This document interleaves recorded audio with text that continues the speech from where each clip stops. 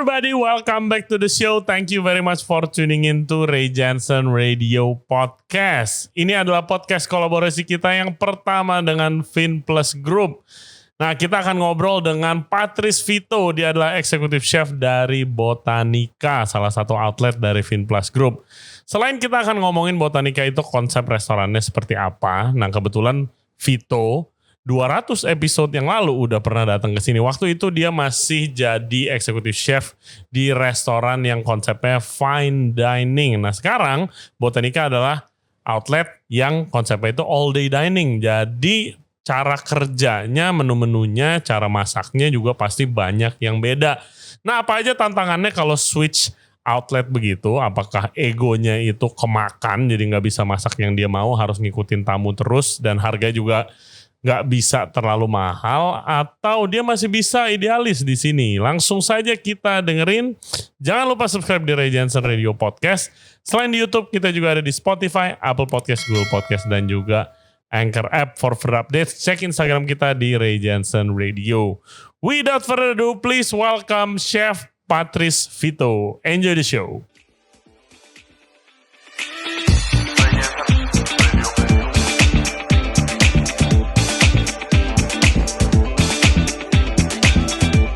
Hello everybody, we are back in the kitchen. Kali ini gue lagi di Botanica sama Chef Vito.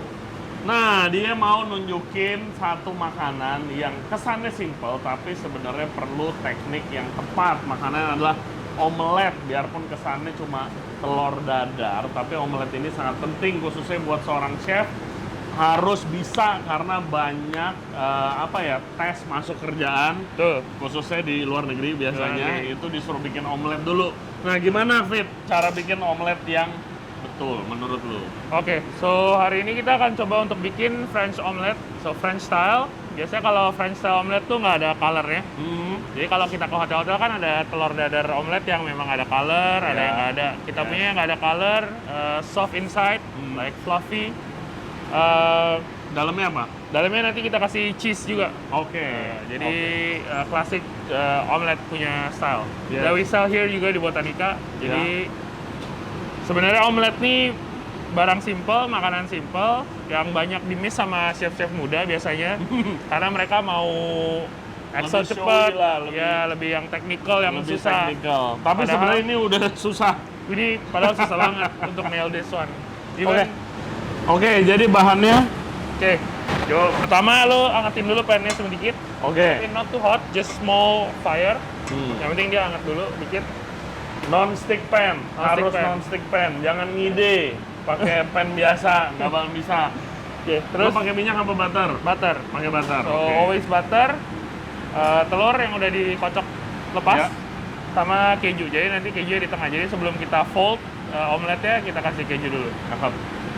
So make sure your pan nggak terlalu panas. Jadi ya anget-anget aja supaya dia bisa bikin skin tapi nggak sampai bercolor, jadi nggak berwarna. So basically just put your butter. Biasanya kalau gua panasin dulu dikit.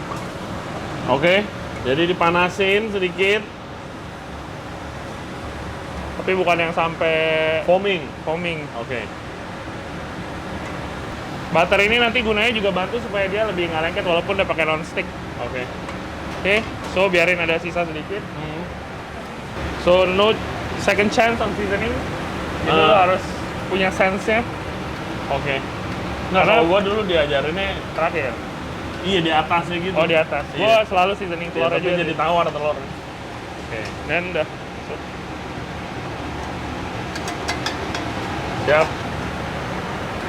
And then you need to scrape everything yang di side sama di bawah. Nah, api besar ya. Api besar. So, ini telur kalau dihitung berapa? 2, 3? 3 sih gue biasanya kalau omelet 3 ya? Nah, ini masuk menu breakfast lu juga? Menu breakfast gua. Jadi kan ya gue di Botanica gue pengen juga anak-anak muda nih, yang chef-chef muda yang masuk sini dapat pelajaran lah. Maksudnya something yang really basic. Ya kita coba untuk kerjain di sini kayak stock and everything kita bikin dari scratch. Oh iya dong. Harus dong. That's important. Take out the heat. Itu kan lo lihat dia udah curdling. Right. So you can now put the cheese. Tipis aja. Oke. Terus biasanya gue akan push everything. Oke, lo ketengahin. Tengahin. Ya. Back to the heat sebentar.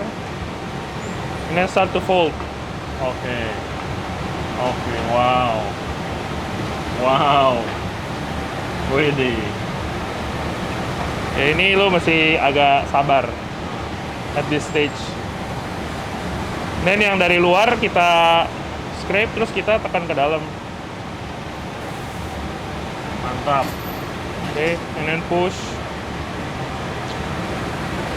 So one of the technique, oke. Terus kalau lo udah pinch ke dalam gitu, biasanya gue akan slip in my spatula inside, Ya. sedikit ke tengah, and then you flip. You Look flip, at that.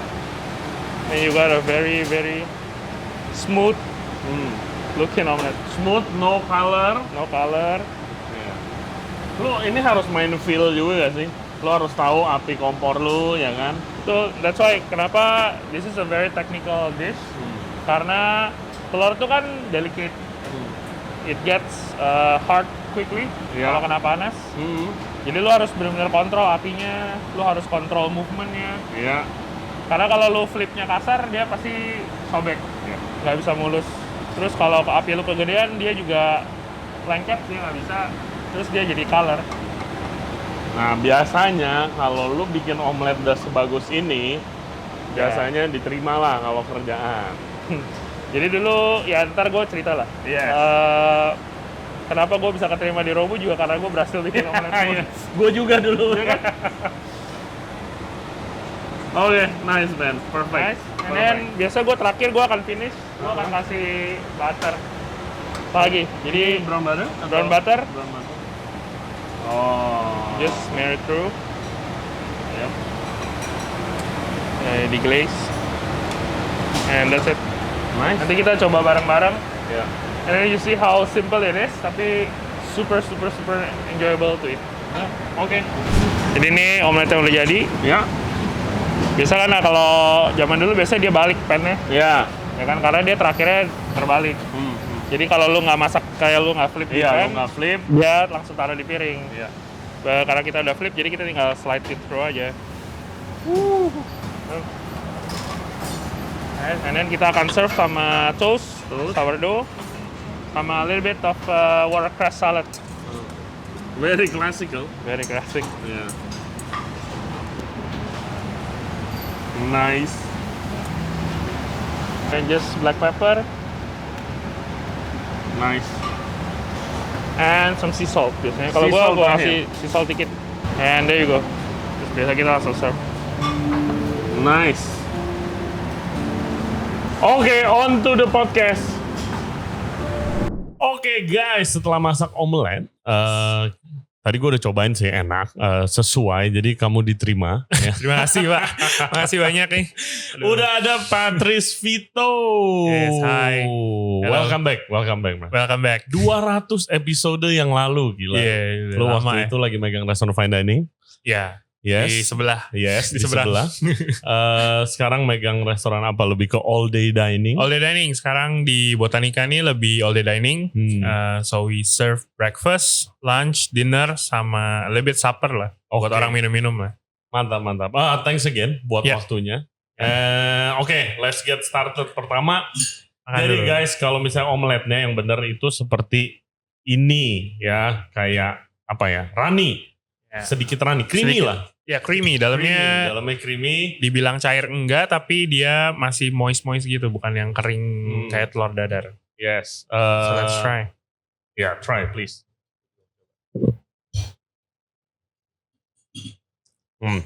Lu dari awal emang udah buka breakfast? Dari awal, jadi dari Botanica buka, itu kita udah ada breakfast. Dari jam 7 pagi. Jadi dulu pertama tuh marketnya orang-orang sepedaan biasanya. Tapi menunya memang nggak selengkap sekarang. Jadi dulu tuh menunya quite small, nggak terlalu banyak, lebih ke arah kayak cuman egg any style, jadi orang pilih sendiri. Oke. Nah di menu yang baru gue coba untuk bikin orang lebih mudah, jadi gue bagi. Jadi langsung ada omelet, langsung ada scrambled egg, terus poached tuh udah udah dibagi-bagi. Ya udah pastilah. Jadi udah nggak ada egg any style lagi kalau di menu yang baru. Jadi orang lebih gampang lah milihnya. Gitu. Nah terus ada French toast juga. French toast, waffle. Ini French toastnya apa? Boleh dijelaskan sedikit? Kalau yang French toast ini basically French toast and fruits. Morning fruits, basically ada pisang, terus ada berries, a little bit of mango gel di bawah. Oke. The French toast is pretty classic. So cream, egg sama itu cinnamon. Cinnamon, Kayak brioche. blueberries, raspberries. yeah. Oh my god. So something sweet and sour in the mornings. Good. Gimana pengalaman lu buka makanan breakfast nih? Tadi gua nanya staff di sini buka, ya jam 7 sebenarnya juga udah buka Pak gitu. Ada di mall orang breakfast. Ya itu dulu kita punya customer kebanyakan dari sepeda. Jadi kalau orang habis sepedaan pagi kan waktu itu sempat boom banget tuh sepeda, semua orang sepedaan kan.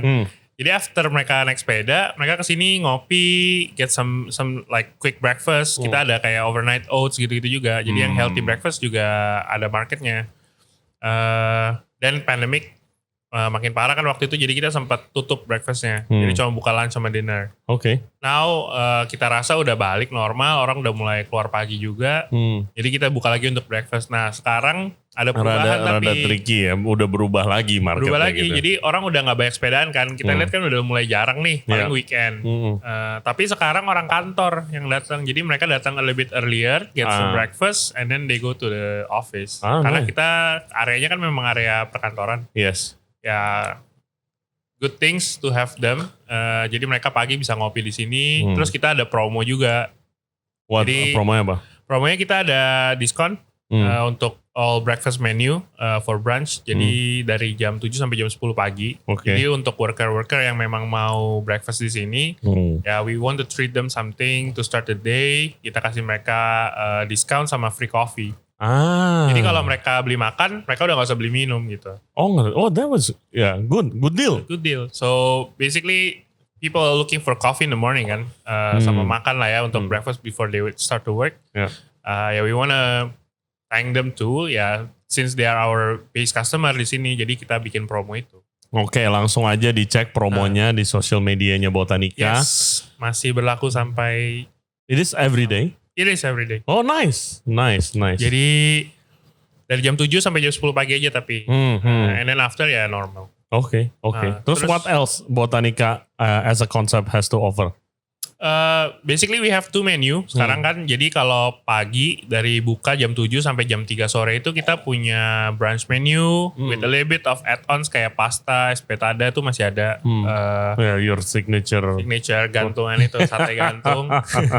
And then kalau di atas jam 3 kita rubah menunya ke menu dinner. Jadi menunya yang lebih heavy, yang lebih bold gitu kayak steaks and things. Tapi kalau pagi sebenarnya ada juga tapi nggak banyak lah optionsnya, lebih sedikit. Gue lebih banyak push ke brunch menu yang literally brunch menu kayak Benedict, terus ya ini omelette, French toast, waffles gitu-gitu. Ya, Oke. Jadi di Botanica itu bukan hanya menu brunch and all day dining aja, tapi juga ada offers amazing cocktails. Tuh. Yes. Oke, langsung saja disajikan.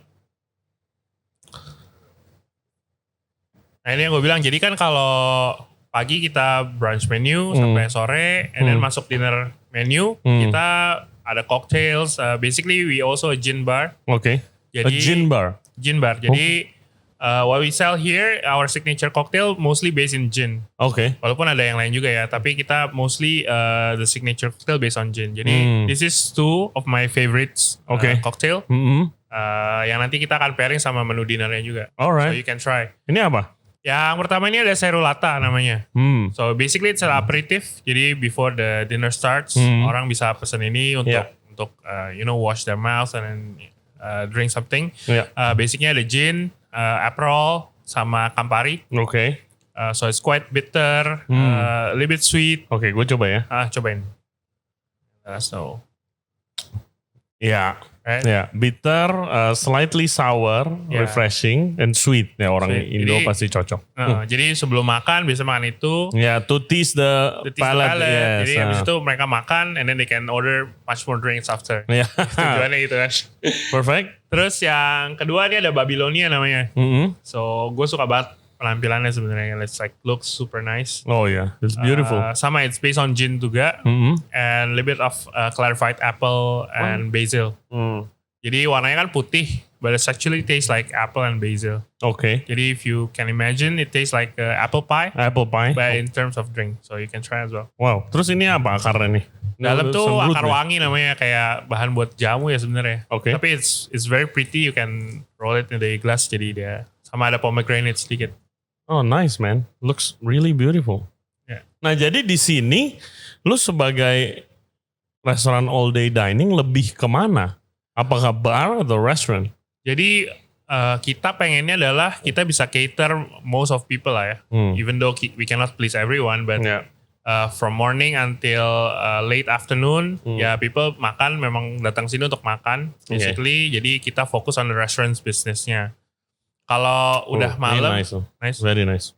Kalau udah malam, kita biasanya lebih cenderung ke lifestyle place. Okay. Ya, still with the food too. People can still enjoy the food. Tapi kita push lebih ke minumannya juga. Oke, nah ini yang pertanyaan berikutnya yang gue mau tanya. Lu kan waktu pertama kali kita podcast 200 episodes ago, itu kan lu megang fine dining kan? Betul. Lu fokus di kitchen, fine dining, reservation, course meal. Ya. Sekarang lebih ke all day dining di grup besar pula gitu kan, dengan macam-macam deh dinamisnya, challengesnya.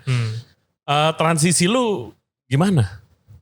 Pada dasarnya sebenarnya visinya tetap sama. We wanna serve people good food and do the business right. Jadi kan buat gua doing restaurant business is also a business. So you still need to make money. Of you course. still need to find a way to make money and please more people as much as possible kan. Jadi pada dasarnya sama, cuma beda bentuk makanannya aja. Kalau dulu fine dining lebih yang detail, kecil-kecil, yang dipikirin sampai sedetail mungkin. Kalau sekarang lebih general. Tapi gue coba untuk bikin se-fine mungkin lah ya. For example, the omelette. We can just do normal omelette here. People won't complain juga. Mungkin mereka akan enjoy-enjoy aja. Tapi ya itu gue mau elevate the level of daily food yang mereka makan gitu. Like the steaks and everything, kita coba pakai good quality ingredients. Kan banyak lah ya restoran yang quality itu biasanya nomor 2, nomor 3 gitu. Yang penting cuan dulu. Yang nomor 10 juga Nomor banyak. 10 mungkin. Tapi di sini dari awal gue udah ngomong juga ke the shareholders and everyone, like we wanna serve good food, gue gak mau compromise on quality.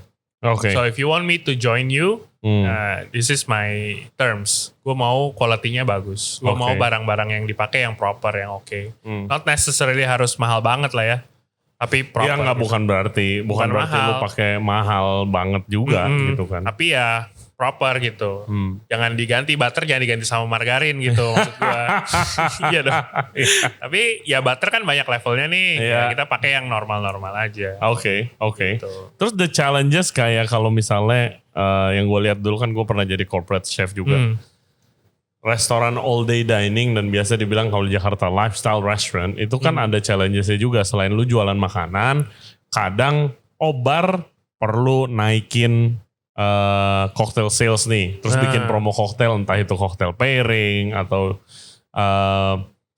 discount atau free flow, dan itu kan akan ngefek operational ke kitchen juga kalau sedikit banyak.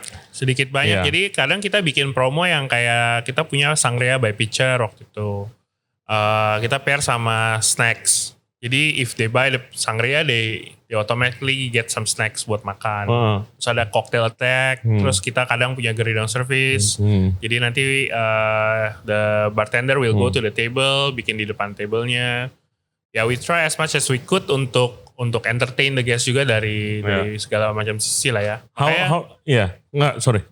Makanya kayak dapur juga gue pengennya open, so they can see how we prepare the food.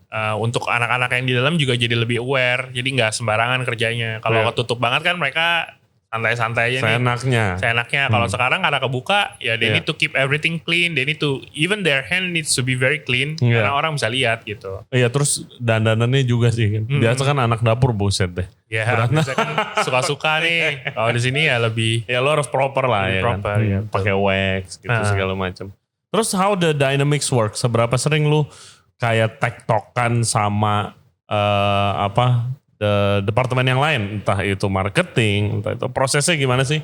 Jelasin ke listener kita mungkin misalnya mau bikin nih diskon breakfast gitu misalnya. Gimana, how the dynamics work? Pertama mulainya dari departemen mana? Sebenarnya konsepnya gini, dari marketing kan biasa akan lempar ke kita nih, ada yang mau di-highlight apa enggak untuk bulan-bulan berikutnya. Jadi kita biasa udah plan a few months before. Jadi even the breakfast menu, sebenarnya dari bulan kedua kita buka, gue udah desain untuk menu yang baru ini. Tapi kita baru launch memang after a year. Jadi waktu itu kita 1 tahunan Botanica, terus after kita launch di breakfast menu, the new one. Karena waktu itu kan sempat kepotong pandemi, kita mau launch kayaknya kurang pas ya, belum waktunya gitu. Jadi akhirnya setelah pandeminya mulai surut, terus kita pas anniversary setahun, we launch the new brunch menu. And then kita coba untuk marketingin itu. Jadi ya kalau sama marketing kita biasanya ada meeting bulanan untuk bahas program ke depan juga. Jadi kayak bulan ini kita udah bahas untuk program 2 bulan berikutnya, plus finalizing yang untuk bulan depan. Biasanya gitu. Jadi nanti biasanya kalau udah dekat-dekat akhir bulan tuh akan mulai dipromoin bulan depan kalau ada acara apa. Nah terus lu udah food test dulu dong dari bulan sebelumnya. Biasanya gitu. Food test, food cost. Betul. Gitu segala macam yang sangat penting juga. Jadi biasanya kita punya menu spesial lah. Nah menu spesial itu biasanya gue jadiin buat playground. Buat gue dan anak-anak. Biasanya gue akan lempar ke forum juga ke anak-anak. Gue akan bikin challenge biasanya buat mereka. So, kayak gimana tuh? How does it work? So gue dapet the whole idea. Misalkan untuk bulan ini ya, contohnya kan Agustusan. Ya we celebrate the Independence Day. Jadi bulan lalu gue lempar ke mereka. Siapa yang mau ikut, tulis nama. And then make one dish yang based on Indonesian food, but elevated. Terus nanti gue set tanggalnya, tanggal tastingnya sama mereka. Jadi nanti tasting mereka akan serve. Mereka present. Kalau dulu dong awalnya. Dulu. And then the best dishes will be featured in the menu. It's a good way to motivate juga ya, motivasi. Jadi kan kalau for them yang youngsters ini biasanya kalau lu only doing the routines, they get bored very easily kan. Jadi mereka tend untuk cabut cepat. Betul banget. Terus with the pressure and everything makin parah karena kan buat mereka gue udah kerja monoton doang. Setiap kali chef gue datang gue diomelin, salah terus ya kan. But with this program, I think it's lifting up their spirit gitu, kayak gue ternyata gue dipercaya untuk bikin sesuatu. Gue ternyata dilihat gitu. Kerjaan gue tuh nggak cuman doing the routines, bukan jadi doers doang, tapi gue punya chance untuk bisa show up. Jadi nanti mereka present. Nanti gue tinggal koreksi aja yang menurut gue udah bagus. Gue akan koreksi in few parts, and then we make together, terus ya kita serve. That's nice. So ya gue suka share ilmu gitulah. Maksudnya karena gue juga dapat dari orang. Betul. Kan gue bukan yang kayak belajar sendiri gitu. Jadi gue tipenya adalah ya kalau memang mau kerja sama gue sebisa mungkin gue share. Nice. Turns out there's a lot of talent yang mereka punya yang gue juga kayak gue nggak tahu ternyata mereka bisa, padahal mereka most of them is freshly graduate. Terus beberapa ya udah pernah kerja. Tapi ternyata mereka punya banyak potensi. It's a really good way to kayak pertama motivasi, terus build creativity juga. Betul. Jadi mereka kan kalau udah biasa mungkin temennya nggak ada temennya yang nggak di-approve menunya, mungkin dia research lebih lagi gitu. Jadi even yang nggak lulus pun gue akan suruh mereka tetap bikin ulang. Untuk maybe next time. Tapi at least mereka tahu kalau ini ada salahnya di sebelah sini. It can be better if we do this gitu. Jadi kita ngobrol bareng biasanya. That's nice. Itu mungkin boleh ditiru guys buat yang punya restoran yang dengerin atau yang lagi menjabat jadi head chef, atau bilangin chef lu suruh bikin program kayak gini. It makes my life easier too though. Ya kan, exactly. Jadi gue gak mikir sendiri gitu. Gue punya tim, gue punya keluarga di dapur ini, ya kita pikir bareng-bareng gitu. Kenapa gue harus pikir sendiri? So win-win solution. They feel appreciated, mereka lebih take proud of what they are doing. Buat gue juga gue lebih gampang karena gue gak usah pikir semuanya sendiri. Gue tinggal tacap-tacapin aja. Betul. Really smart. Next kita akan cobain Botanica's dinner menu. Here we have it guys, Botanica's awesome dinner menu. Ini ada apa aja nih depan kita nih? First one, Tornez Rossini, something very classic. Oke. But there's a little bit twist on it. Nanti lu coba. Terus yang kedua. Nah ini signature item nih. Signature item. Jadi kalau orang biasanya taunya Botanica nih espetadanya. Ini idenya dari mana? Jadi dulu ada corporate chefnya bos gua, orang Jepang. Dia sempat give the sketch gitulah. Terus gue liat, this is gonna be a big hit kayaknya. Iyalah buat ngepost nih kan kayak gitu kan kalau digoyangin gini gitu. Jadi gue bikin custom, semuanya gue custom. Terus jadi ya kita coba jalan, ternyata emang jadi hits gitu. So basically what we do here is a skewers, sate lah ya. Tapi presentasinya kita bikin jadi lebih elevated gitu. Buat Instagram. Betul. Influencers. Yes. And everything else, yes. Jadi kan mereka suka foto-foto kan. Most of the time ini datang foto dulu 5 menit lah baru makan. Terus komplain dingin nggak? Jadi ya itu. Makanya gue di sini juga agak a little bit demanding soal serving time sama anak-anak gue juga. Karena yaitu people now take time untuk take pictures kan. And then bayangin dari dia datang duduk mau orderannya masuk dibikin tuh kan panjang. Betul. Jadi kalau lu datang jam 12 mungkin lu baru dapat makanan 12.30. Not because of the kitchen yang lama tapi prosesnya memang banyak nih. Makanya kenapa di sini gue bikin standar maximum is 12 minutes makanannya harus keluar. More than that itu udah terlalu lama buat gue. Jadi biasanya gue udah mulai jadi setan tuh. Udah terlalu lama. And then the server juga. Jadi waktu mereka mau pick up makanan, kalau makanannya nggak di pick up langsung, biasanya gue akan ngomel. That's the tricky part. By the way guys, ini ada satu terakhir secret menu ya. Nanti terakhir kita omongin. Tapi the tricky part itu kalau misalnya dari segi customer, dia akan lihatnya itu dari abis dia mesen. Betul. Habis dia mesen, timer jalan tuh. Tapi kalau di kitchen, jadi ada time between di mana kayak lu si server ini harus nginput orderan. Betul. Nah itu kan dia nyari tuh. Dia kan nyari tuh ya. Kalau orderannya beda-beda banyak tuh kan dia ketik satu-satu tuh kan cari-cari. Betul. Kan. So it takes maybe like 5 to 7 minutes. Belum lagi kalau lagi mau jalan ke mesin orderannya, biasa dibilang POS, dipanggil. Mbak. Iya kan? Iya betul, makanya. Minta tusuk gigi, ngambil tusuk gigi dulu dong harus kan, baru betul. Nah itu mungkin dari segi customer bisa mengerti lain kali. Ya gitu mungkin kan. Makanya kadang kita jelasin juga sama dia, bukannya memang kita yang lama, tapi memang it takes a little bit while to process the food. Apalagi kita bikin semua fresh to order kan. Jadi it takes a little bit more time. Betul ya. Jadi yang bukan di F&B industry tolong pengertiannya next. Kalau di fast food kan dia tinggal ambil makanya cepet banget. Ambil udah kalau jadi kita masak dulu. Yes. So you try the first one. It's pretty classic. I love this type of food man. Very classic. And ini pom puree-nya bos kita nih. Gitu. But just a little bit. Karena costnya terlalu tinggi kalau pakai punya dia kan gila banget tuh butternya 1:1. Iya jadi guys kalau udah dengar episode kita sebelumnya, jadi gue dan Chef Vito punya background yang mirip lah. Kita kerja di beda cabang tapi kita kerja sama The Great yang sama, The Great Robuchon. Yes.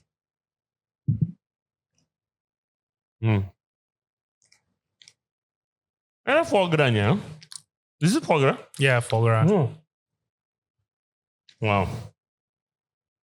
So what makes this dish interesting adalah this is a classic French dish, Tournedos Rossini. Basically filet mignon sama foie gras. The sauce is made out of the beef bone. A little bit foie gras fat. Jadi biasanya gue finish pakai foie gras fat yang di pan. Jadi waktu kita sear, sangat gurih. Waktu foie gras-nya udah di seared, dia kan keluarin minyak tuh. So minyaknya biasanya gue masukin ke dalam sausnya.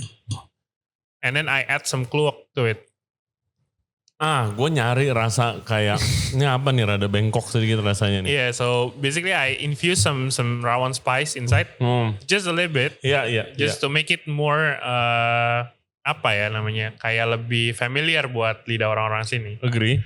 And it turns out it works. Jadi untuk kan customer kita base-nya kalau di Botanica 50% of them tuh yang udah mature age. Jadi karena orang kantor kan. And then when they eat this, they found something yang familiar and they like it gitu. So I adjust a little bit lah. Nice man. Just a little bit touch of it. Iya lebih familiar soalnya. I find it really familiar buat market gitu kan. Iya betul. So that's what we are trying to do. Nice. Tapi the looks and everything is still classic one. Nice. Terus ini how do you attack this dish nih? This one biasanya kalau coba show us. Ya, so biasanya waiternya ini peres dulu enggak? Bisa. Jadi biasanya itu dia akan press. Nanti ada drip of lemon juice run out, just a little bit, just enough to season the meat. Terus biasanya dicopotin satu-satu ke ini. Oke. Mungkin gue pegangin kali ya. Saya dia udah super tender. So this is the pork neck. Pork neck. Balinese Javanese style mix. Manis. Ya, jadi we do some miso glaze. Terus kita season pakai sambal embe tapi yang dibikin jadi fine gitu. Jadi ada touch of spiciness di porknya. Kan kalau restoran all day dining kan kadang dituntut untuk kayak sebisa mungkin please everybody gitu kan. Ada Asian, ada That's true, ya. French, kan ada omelet, ada brunch gitu segala macam, cocktails. Belum kalau ada promo-promo atau event kayak live band bla bla bla. Is there any particular style lu nyesuainnya gimana supaya semuanya satu benang merah? Basically apa yang kita coba lakukan di sini adalah memang kita punya Asian selections lah. Not so much, tapi ada beberapa. Biasanya tuh kita brainstorm bareng-bareng. Jadi the BOD, Board of Directors sama kita duduk, tasting, dan dia kasih masukan. Contohnya kalau pagi kita ada bubur. Oke. Kayak something that very comforting for Indonesian, ya kita serve. Makanya gua wrap it up, di menunya namanya Brunch of the World. So what people eat on brunch time all over the world, we serve that. Yeah, so I do research so we have English breakfast style, American style breakfast yang pakai pancake, a lot of maple, terus butter yang heavy gitu. Terus we have also some Chinese porridge, seafood. Terus kita punya bubur Indo juga yang pakai ayam kampung. Itu lebih ke brunch gua sih. So what we're trying to do adalah kita pelajarin brunch di luar sana, and then kita jadiin di satu menu kecil. Oke. That's the idea. Jadi kalau orang-orang kan bisa nanya, jadi Botanica makanannya apa nih? Basically we just serve what's good, and gak ada yang particular, this is French or this is Indonesian, this is Asian gitu. Jadi what we find interesting and nice, we just try to make it our own style, and then we serve. Nah, kalau dari market berkata apa? Kayak misalnya nih Tornado Sauce is really good. Gitu. Tapi kan kalau dari looks-nya itu very European and French gitu kan. Dimana kalau ini Asian. Biasanya gini, kalau dari market, the thing is mereka suka kesininya karena pilihan menunya beragam. So I don't go here just for pasta gitu. Kalau gue lagi pengen makan yang lain, gue tetap bisa kesini. Ya biarpun pasta juga ada. Walaupun gue pasta punya, safe zone-nya tetap ada lah. Because it's an all day dining. Something that I would really want to take out tapi impossible. It has to be there. Yang the only thing yang gue bisa take out adalah nasi goreng dari menu gue. But later we gonna try. Jadi there's a funny story about this. Jadi gue selalu bilang juga sama anak-anak, what we do here adalah kita coba untuk orang bisa enjoy as much as they could when they come to Botanica. Jadi gue bilang sama mereka, if a guest punya request sesuatu, kita coba untuk fulfill. Betul. Not necessarily gue harus fulfill, tapi I try to. Jadi there's a group of guys waktu itu malam-malam, they were drinking a lot, and they want to eat nasi goreng. Dan gak punya menu nasi goreng kan. Tapi udah jajan banyak tuh, drinking a lot banyak tuh. Dan dia big spender, memang regular juga. And then the waiter come to me and then tanya, Chef, dia nanya ada punya nasi goreng gak? Boleh gak kalau misalkan dia mau beli nasi goreng, karena dia pengen banget makan itu. Gue bilang, gue punya nasi goreng. Nasi goreng A5, tapi jadi you buy A5 Wagyu dari gua. Gue bikinin kondimennya nasi goreng.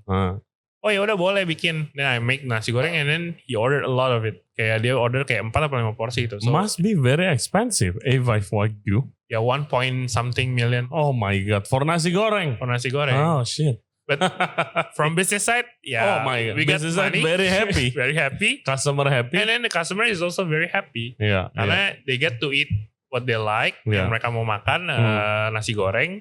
We make it very proper and with good quality of meat. So they say, oh, this is the best nasi goreng that I've ever eat. Oh yeah, it's You better. should put it on the menu and say no.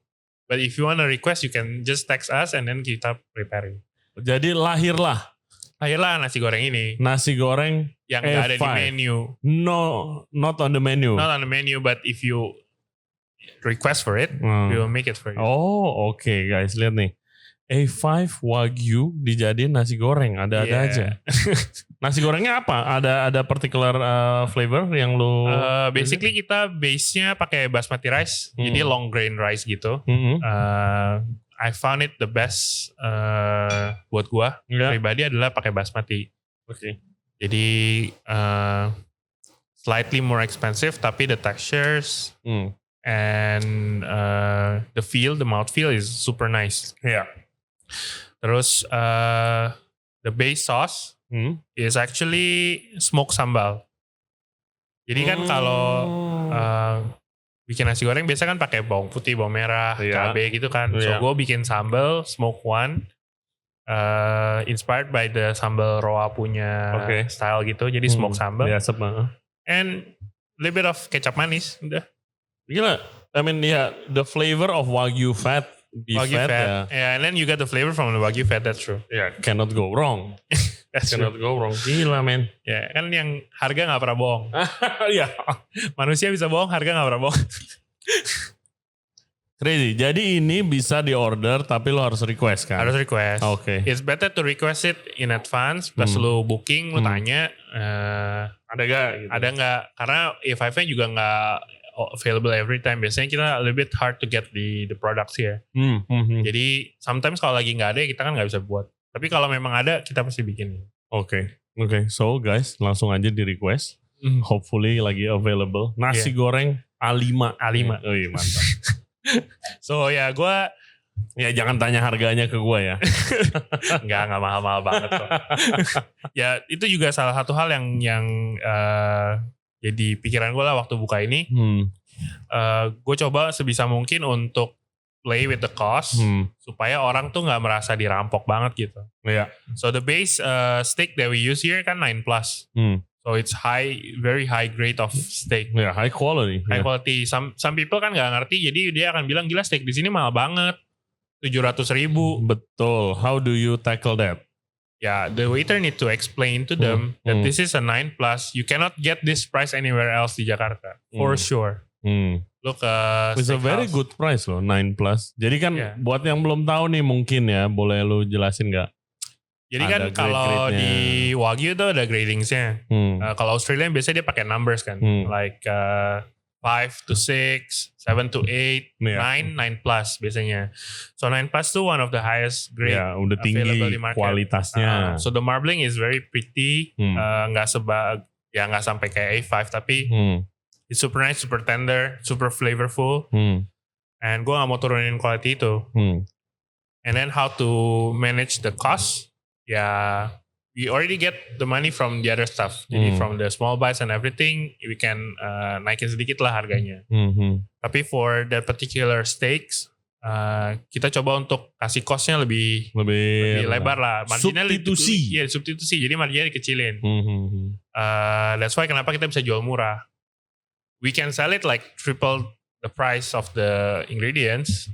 Tapi I don't think it's a nice number. Okay. So gua bilang sama anak-anak juga, let's try to do this. Kita jual 9+, cheapest in town. Yeah.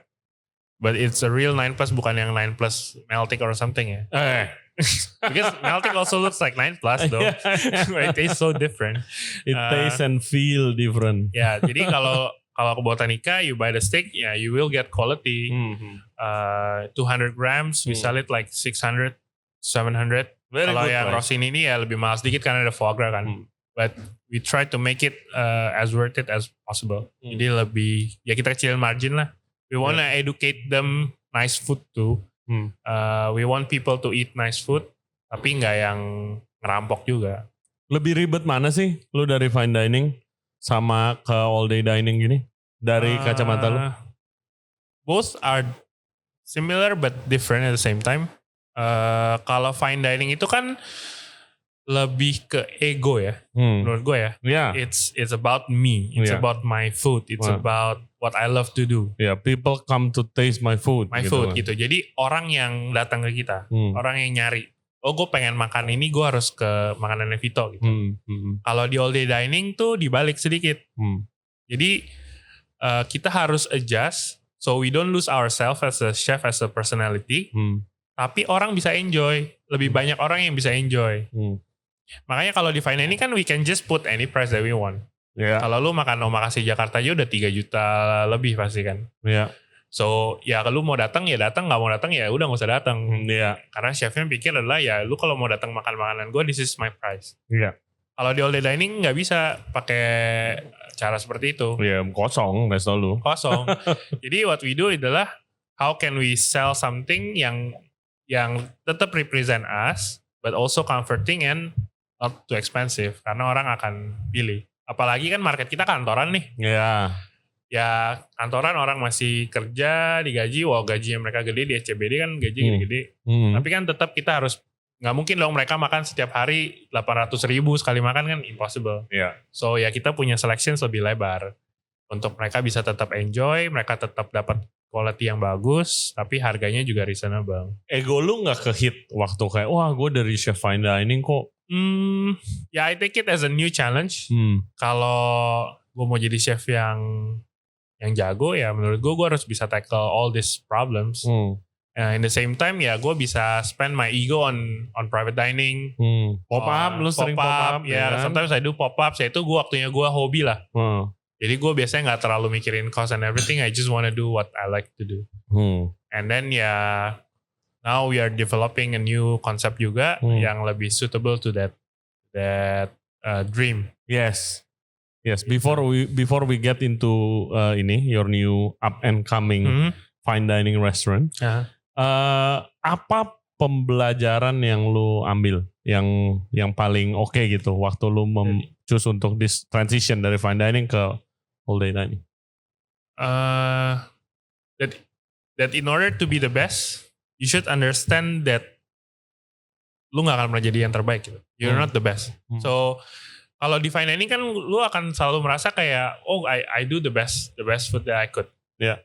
Kalau di sini lu harus bisa understand people's punya need, people's punya wants. Lu harus turunin ego itu yang gue bilang. People skill berarti ya. Well ya, tapi at the same time ya gue juga sebagai seorang chef menjadi lebih dewasa lah. Kalau nggak semua yang kita mau harus selalu kejadian juga. Yeah. Sometimes we need to adjust a little bit and please more people. Karena kan tujuan awalnya memang untuk itu ya. We become a chef untuk itu. Yeah. That's what we love to do. Cook for other people and make them feel happy, feel good. Hopefully come back. Yeah. Nah, jadi ya stick to that thoughts. Ya gue rasa gue harus bisa kerjain semuanya. Oke. Gitu. Nice. Nah, ngomongin sekarang your up and coming. You told me apa? French fine dining? Yes. So I will go back to what I really love to do. French fine dining, degustation. We are on the stage of building the brand. How did this project came about? Jadi basically one of my boss, Pak Dani, sempat ngomong waktu itu dia pengen banget punya fine dining juga. And then gue kan suka masakin dia juga nih. Jadi kan dia suka hold an event with the families, with friends gitu. Dia suka minta degustation set menu. And maybe he likes it. Mesti tanya dia ya. Gue gak tahu nih. Shout out Pak Dani. Iya, shout out to Pak Dani. Jadi dia bilang, let's make something real. What's your dream? Lu mau... what's your dream? Ditembak gitu ya? Nanya, nice. Lu mau kemana nih? What's your biggest dream as a chef? Lu mau jadi apa? Gue bilang gue pengen punya fine dining. At the end of the day, I want to have one fine dining that is really me. Yang feeds my ego lah. Yang gue pengen masak apa ya gue masak. Gue gak ngikutin market maunya apa gitu. Amin. Terus dia bilang, okay, let's talk about this. Coba kita coba kita ngobrol, kita breakdown kira-kira mau jadi seperti apa. And then gue bikin deck gitulah on what kind of restaurants that I want, menunya kayak kurang lebih kayak apa, piring-piringnya kayak apa, interior looknya mirip kayak apa, something that yang ada di kepala gue. Gue bikin jadi presentation and then gue presentasi ke dia. Oke. Along with the financial projections and everything. Terus dilihat, okay, let's make this real. Kita cari tempat yang oke. Maybe we start small, dia bilang. Karena kan kita nggak tahu nih, Indonesia kan fine dining tuh baru diterima masyarakat baru-baru inilah ya. Bener-bener baru banget. Jadi the market is very green.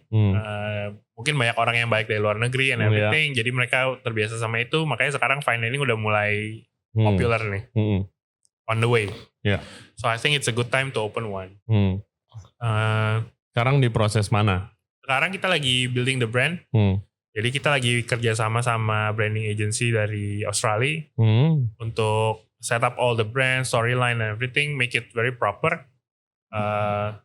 But we're gonna start very small. The restaurant will be small, team will be small, tapi gue mau arrange and control everything. Nah, kalau lu bisa kasih kita teaser gak nih? Maksudnya makanannya bakal seperti apa? It's gonna be French, like real French. Okay. With a little bit of not. It's a very very little Asian. Jadi, we do a lot of spices. Since kalau French yang klasik kan, it's all about butter, sauce, very deep wine, sauce, yang kayak sauce banjir gitu. But on a nice, I want to do something yang lighter, yang not too heavy, not like the typical stereotype yang orang punya kalau French food is very heavy, kayak heavy, expensive. Ya, gitu. terus sekarang servisnya kaku, too formal. So I wanna create something yang homey basically in a fine dining setting, tapi orang nyaman, orang nggak terlalu merasa kayak makan lagi di setrap. Ini kayak kadang-kadang kayak servernya begini gitu tegap, pakai rompi. Ngeliatin kita gitu kan, risih banget. Ya, yang kayak gitu-gitu gue akan coba untuk hindari. The food itself akan lebih more to like tasting menu, jadi nggak terlalu besar, and then the flavor combination will go around 3 flavors only. That's what I learned di Robu juga. Maksudnya apa? Jadi on one plates, there will be maximum 3 different flavors. Jadi kayak misalkan let's say the steak lah, filet mignon gitu, with port wine and beef jus, and that's it. Jadi not too many components kan. A lot of people trying to put a lot of components on one plate to make it very wow. So it's gonna be very simple things on the plate. Tapi few dishes coming along. Jadi maybe we do like 12 to 15 courses. Wow, set menu. Banyak kan? Cicil. So you get more taste, more complex flavor.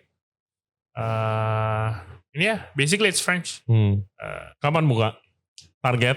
Targetnya next year. Early next year lah ya. First quarter of next year, hopefully. Nice. Botanica still.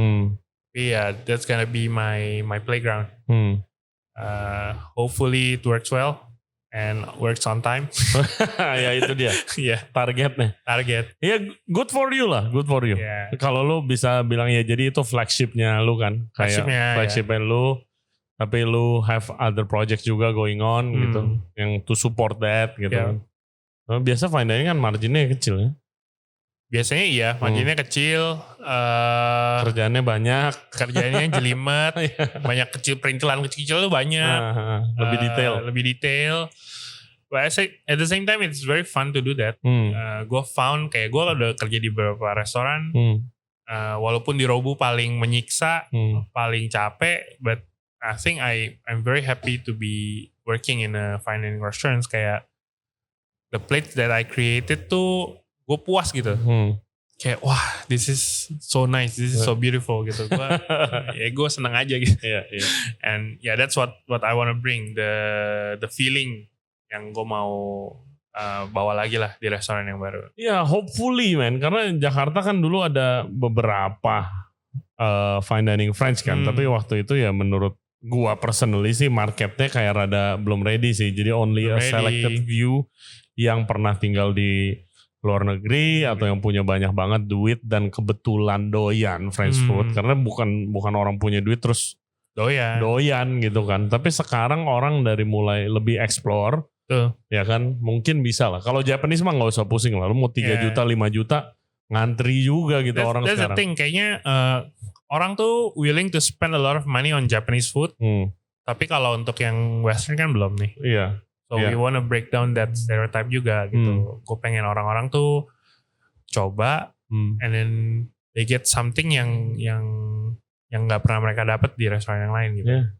And that's what I wanna achieve. Yes. Oh, good luck bro. Thank you. Jadi lu lebih pilih all day dining apa fine dining?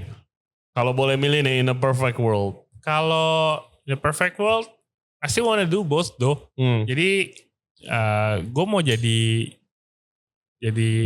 apa ya bilangnya ya, businessman, but also get some passion to the food gitu. Jadi gue mau control the food, gue mau masak yang bagus, but at the same time the business side also needs to work very well. Oh iya dong. Well, I learned that from Robuchon too. He's a he's a great legend, businessman, and he's a very great businessman. Iya. Gue dulu pertama ya kan gue tahu Robuchon kan dari baca-baca kan. Kayak who got the most Michelin star gitu, langsung nama dia keluar kan, legendary chef. Terus waktu gue sampai Paris ternyata muka dia banyak di supermarket guys, ya kan, ready made meal gitu. Terus kayak apaan sih kok chef fine dining award winning kok begini gitu kan. Now I know why, kenapa itu penting juga gitu kan. Because I think gitu, karena fine dining kan marginnya kecil nih. So in order to feed your passion, you need to have money, you need to have financial security kan. So you need to be a good businessman. Kalau kita lihat most of the legends pasti is a great businessman. Robuchon, Alain Lucas, Gordon Ramsay. Gordon Ramsay is a great businessman. They all have kingdoms, you know, like business kingdoms. Jadi that's what I want to achieve. Gue gak mau jadi mayor kayak cuman fine dining chef yang kerja satu gitu doang, gue juga gak mau. Gue juga gak mau sih. That's true.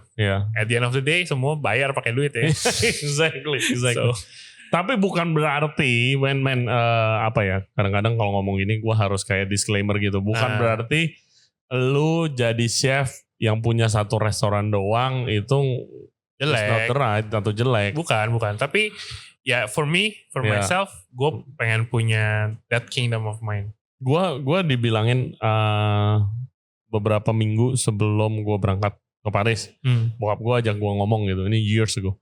Dia bilang, Ray, papa cuma mau ngomong nih ya, ini kan kita support nih masakan, of course sekolah masak nggak murah gitu, dibayarin orang tua of course kan. Terus kayak ini udah keluar negeri nggak murah, kamu harus janji satu. Dia bilang harus janji. Lo harus jadi yang terbaik, lo harus coba jadi yang terbaik gitu kan. Oke, which is kayak apa? Jadi chef yang terbaik gitu, yang gue bisa gitu kan. Oke, no problem gitu kan. Terus tapi dia bilang gini lagi, tapi kayak misalnya 10 tahun lagi nih, lu punya kingdom of your own gitu loh. Lu punya kerajaan kecil lu sendiri di mana lu di atas, lu punya bisnis restoran banyak banget, punya hotel di mana-mana, itu gue bakal bangga banget. Dia bilang, happy lah, pasti bangga apa gitu. Tapi kalau lu punya toko bakmi di pinggir jalan, lu punya satu, tapi lu nya happy, itu lebih bangga lagi dia bilang. Jadi yang penting do something that you really happy gitu kan. Ya kan kayak kalau lihat di Jepang kan ada orang hidup buat ramen gitu. Ada hidup buat yakitori, seumur hidup sampai anak generasi keberapa masih di situ gitu. Betul. It gains respect juga begitu kan. Betul. I mean bukan berarti lu harus punya banyak untuk jadi happy dan harus jadi sukses gitu ya menurut gue ya. But I think it based on how happy you are doing that. For me, I'm happy if I get this kingdom. Buat orang lain mungkin gue punya satu yang kecil tapi gue take care of it very well. Gue udah happy, gue udah cukup ya. Dan jangan sembarangan, jangan meremehkan juga toko bakmi yang udah legendar, gitu, buset gitu. Duitnya juga banyak. Waduh, gila.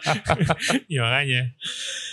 Oke bro, mungkin last, mungkin advice for the younger generations, kalau gue sih minta advice-nya mungkin lu jelasin karena banyak banget yang masih kayak ngiming-ngimingin, wah harus fine dining kalau lu mau jadi legitimate diakui sebagai chef gitu.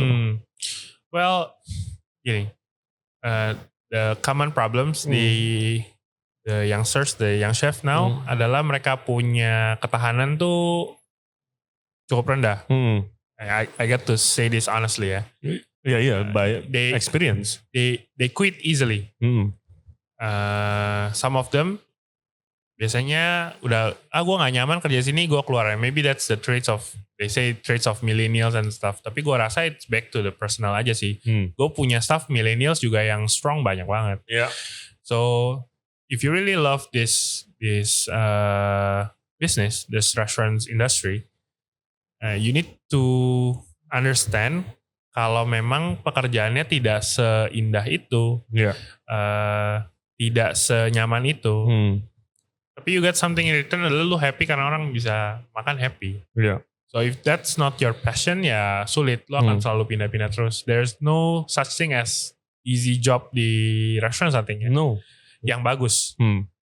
In any sort of restaurant yang bagus, yang top rated, kerjanya pasti nggak nyaman. Iya, dan nggak ada lu nganggur nyender-nyenderan gitu. Pasti kerjaan banyak gitu kan. We can have fun on the prep time, style musik, ya, bercanda-bercanda dikit lah ya. But on the service time, it's always focus time. Jadi lu, if you don't think this is something that excites you, ya mending jangan dilanjutin, mending cari karir yang lain mumpung masih muda. Iya, gue suggest karena mungkin ini because of the podcast banyak yang mau masuk di industri, anak saya mau sekolah, sarannya apa, sekolah yang bagus di mana, ada yang mau intern di mana yang bagus di Indonesia gitu. Gue selalu suggest kayak mungkin lu sebelum lu sekolah, lu coba dulu deh gitu. Betul. Coba dulu, pasti adalah kenalan lu. Either kenal orang yang punya restoran atau chef di restoran mana. Gak bakal ditolak kok kalau gak dibayar 1-2 hari for a weekend gitu. Cari yang paling sibuk ya harinya ya. Cari yang sibuk. Jadi biar lu kaget sekalian. Karena ya kerjaannya is not luxurious as people show gitu kan. Yeah, it's in the end. But to start with, gue selalu saran nih, kan kayak ada beberapa customer kayak, iya anak saya juga mau jadi chef nih, mau sekolah masak apa. Gue kan selalu suggest dia, coba deh ambil part time aja. Just knock the door, bilang gue mau part time karena gue mau jadi chef. Kalau chefnya memang yang passionate, itu pasti dia akan kasih. Trial lah 1-2 days, you start to clean the plates and everything, jadi steward. Just feel it. Like, is this you? This is your industry? This is what you like to do? Karena itu dia, banyak orang mau skip the basics. Oh my Because God. they see kan, kalau lu lihat di TV kan udah yang keren-keren nih. Iya, lu kasih lihat yang di TV guys. Yang dikasih lihat tuh kalau nggak restoranternya, dikasih lihat chefnya. Gitu kan. Dia nggak kasih lihat cook, dishwasher, tukang ngepel lantai gitu, busboy, kan yang server. di highlight kan yang pas lu udah di topnya nih. Iya. Terus ya itu makanan juga sama, kayak kalau yang di show, even di Instagram kan chef-chef yang jago-jago ini makanannya udah cantik-cantik, udah kompleks gitu. But they don't understand that it takes a lot of basics. Oh my God, in order untuk kesana gitu. Makanya kenapa juga gue bilang kalau di Botanica banyak menu yang sebenarnya basic. It seems like very basic. Ya tadi omelet kan? Contohnya kayak omelet. Waktu mereka mau masuk sini kerja sama gue, the test will be omelet. Oke. Tapi gue akan gini, jadi that's one way that gue understand waktu gue hiring mereka ini. Gue bilang, okay, the test is omelet. Terus gue ditanya, kenapa omelet? Ngapain bikin telur gitu doang? Ya, telur dadar doang gitu. Ya. Terus gue bilang, it gets me know sama mereka, apakah mereka bisa dengar orders correctly? Mereka se-passionate itu nggak untuk belajar, karena that's something yang uncommon. Lu harus belajar, lu harus practice. Lu mengerti nggak esensinya apa gitu. Jadi maksudnya untuk gua in order to get there, gua bisa mikir nggak ya, gua harus pakai pen yang seperti apa, gua harus pakai utensils apa.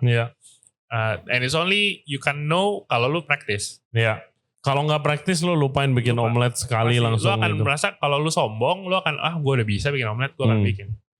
Itu akan tercermin di omelet yang lu serve nanti. Jadi waktu itu gue kasih mereka picture of the omelet yang gue mau, the garnish and everything. Gue bilang just make this plate, omelet, 3 eggs, sama ada salad kecil gitu, watercress salad. The dressing will be lemon and honey dressing gitu. Ya lu bikin aja pokoknya gini, omeletnya seperti ini ya. Terus mereka datang pas testing to be CDPs and cooked and everything. Ada yang datang nggak bawa apa-apa, datang aja gitu. Ya udah pakai yang ada di sana aja. We prepare for them a few options items gitu ya biar mereka pilih sendiri. Gue pengen lihat juga. And turns out banyak yang fail. Pasti. Karena mereka ya gue apply kerja asal gue dapat kerja aja gitu. So the 16 first team yang gue dapat adalah orang-orang yang memang mereka take time untuk practice sebelum mereka datang, mereka practice. So the omelets is all perfect. Yeah. And mereka get accepted. Yeah, that's why guys, balik lagi ke tadi awal, omelet itu penting. Bisa ngelihat dari teknik, kebersihan kerja, your preparation and your passion lah. Karena kalau lu nggak latihan, itu udah nggak mungkin jadi. Pasti lo harus latihan. Yes. Even I do practice. Of course. Gue nggak bisa. Pun pasti gue masih coba buat. Jadi kadang kalau ada orderan omelet gitu, gue suka gue aja yang bikin. Because I think I need to practice. Kalau nggak gue lupa. Betul. And my girlfriends love omelets. Jadi gue suka latihan pagi-pagi gue bikinin omelet. Dulu, gue punya cerita gue dapet klien konsultan di mana dia mau bikin omurice. Oke. Gitu. Terus I never made omurice before. Ya terus waktu itu lagi pandemi bro. Gue gak ada duit, gak ada project. Resto gue tutup ya kan. Ya gue terima dah. Gila men, gue habis 3 papan telur. To make the perfect omurice, right? Iya, omurice gitu loh. Ya that's what it takes gitu. It's very technical dish gitu. Yes. And one more thing for the youngsters gitu ya. Most of them tuh give up too easily. Yang gue bilang, that's why they quit. Yeah. They need to understand in order for you to do something perfectly, you need to go a lot of through failure. Ya, gagal dulu dan lu gak boleh stop. Ya kalau gagal gue bikin lagi. Gue selalu bilang sama anak-anak di sini juga, ya kalau gagal bikin lagi, lu paling kena omel. Paling cuma 5 menit kena omel. What's the big deal of diomelin? Mereka kayak, udahlah gue kayaknya gak bisa deh gitu. So it defines lu bakal sejauh apa. Kalau lu memang okay with that failure and then you get back up and then try again, gue yakin eventually you will make the best things yang you want to make. Iya, karena it's all through practice. Iya, dan kegagalan, I think failure atau kegagalan is important in the process. Lu nggak ada, gue nggak pernah denger bener-bener instan gitu. Nggak ada. Sampai sekarang belum pernah dengar di Indonesia mau di seluruh dunia nggak ada yang kayak oke, gue masuk langsung jadi chef terus udah restoran gue paling ramai satu negara gitu. Nggak ada gitu. Nggak ada. Yeah, I think they need to go through that. I mean itu sesuatu yang udah wajib lu harus lewatin, lu harus lalui dan lu harus overcome. Yeah. In any industry. Basically. Yes. Makanya waktu kalau gagal lu diomelin, ya take it as a whip aja gitu kayak, oh berarti gue harusnya bisa lebih. Berarti chef gue lihat nih gue harusnya bisa, makanya dia marahin gue, dia nggak pecat gue. Ya, right? Kalau dia udah benar-benar nggak suka, gue benar-benar bebel, nggak bisa diajarin, pasti gue di-cut dong. Iya. But as a chef, we always whip you kayak, gue tahu lu bisa kok, gue tahu lu punya skill lebih dari ini. Ya tergantung anaknya aja mau nggak digituin. Kalau nggak mau ya they will cut. Exactly. So I think that's a great way to close this podcast. Yes. Thank you very much Vito. Thank you Ray. Semoga sukses. Amin. Ini promo breakfast menunya I'm sure bakal rame. And of course your next project. Yes. The French Fine Dining. Nanti kita ngobrol-ngobrol lagi. Yes of course. Mau launching podcast lagi. Ya. Oh ya by the way. Kita juga baru event kemarin kan sama Raido. Jadi we are trying to bring more talent dari luar untuk mulai balik sini and build the industry here. Oh, tuh di-invite langsung guys. So yeah. Okay. Let's see how the culinary world's going up with. Lumayan banyak loh. Maksudnya chef-chef Indonesia nih yang kerja di luar negeri mungkin kangen dengerin podcast kita gitu. Yeah, lumayan banyak loh. So please kalau mau if lagi holiday balik sini you wanna do something, just you can hit me up. And we can set something ya. Di IG lo apa? IG gue, nama gue Patrese Vito. Patrese Vito. Dan kalian untuk promo-promo di Botanica, mau check out restorannya kayak apa, menunya kayak apa, bisa langsung cek di Instagramnya. Botanica Dining Jakarta. Botanica Dining Jakarta. Oke. So guys, thank you very much buat yang udah nonton dan yang udah dengerin podcast kita kali ini. Thank you banget buat Botanica. Bu udah minjemin tempat dan udah percayakan kita untuk mempromosikan the awesome menu. Sukses terus buat Vito. Thank you udah dibantu promo-promo juga. Nanti 200 episode lagi ya kita. Iya boleh. Kita siap 200 ya. 200 lama juga. Oke guys, so jangan lupa subscribe di Ray Jensen Radio Podcast selain di YouTube, Spotify, Apple Podcast, Google Podcast dan juga Anchor app. For further updates, cek Instagram kita di Ray Jensen Radio. Oke, stay safe, stay healthy. We'll see you next time. Bye-bye. Bye. Thank you bro. Thank you.